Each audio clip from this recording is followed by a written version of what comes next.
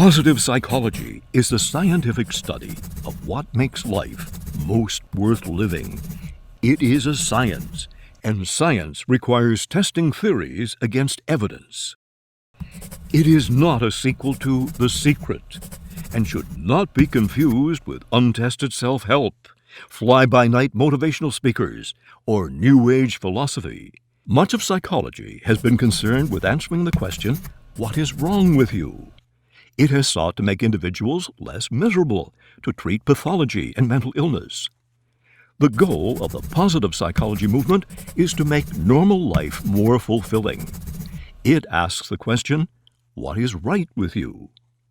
Instead of trying to help a patient go from -8 back to 0, the goal is to help individuals move up the other side of the scale. The field is intended to complement, not to replace, traditional psychology. It does not seek to deny the importance of studying how things go wrong, but it does assert that strength is as important as weakness, and that it is just as important to build on the best things in life as to repair the worst. Positive psychology is concerned with increasing well-being. Is well-being the same thing as happiness? Not exactly. Martin Seligman, co-founder of the positive psychology movement, describes well-being as being made up of 5 pillars: positive emotion, engagement, relationships, meaning, and accomplishment.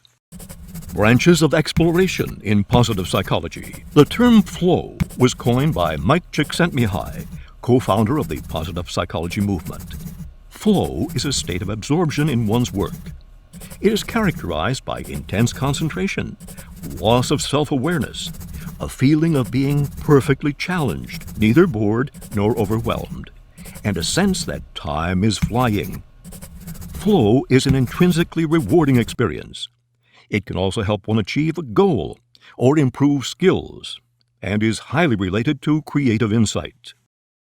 Mindfulness is intentionally focused awareness of one's immediate experience. The experience is one of moment-by-moment attention to thoughts, emotions, physical sensations, and surroundings. To practice mindfulness is to become grounded in the present moment. Benefits include reduction of stress, anxiety, depression, and chronic pain. Learned optimism is the idea that a talent for joy can be cultivated.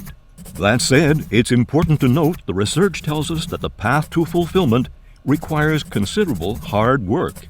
There are few, if any, shortcuts to sustained happiness and well-being. Anyone who says otherwise is selling something. It is contrasted with learned helplessness, which is when one believes that he or she has no control over what occurs, and that external forces, such as genetics or social class, ultimately dictate his or her ability to accomplish a task or succeed. Evidence suggests that well-being is not simply the result of a fortunate spin of the genetic roulette wheel.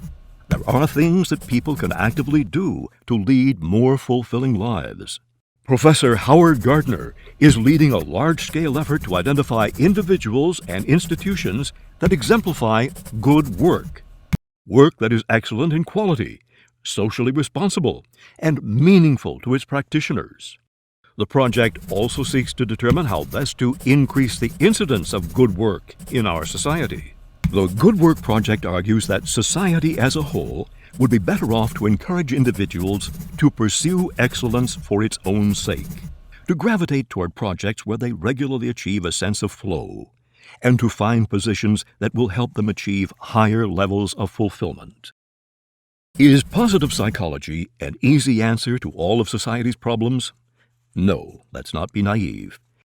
But we must ask ourselves, if we applied the tenets of positive psychology to education, business, and government, if we encouraged individuals and communities to build on their strengths, if we focused attention on the pillars of well-being, if we channeled more energy into what makes life worth living, what might be possible?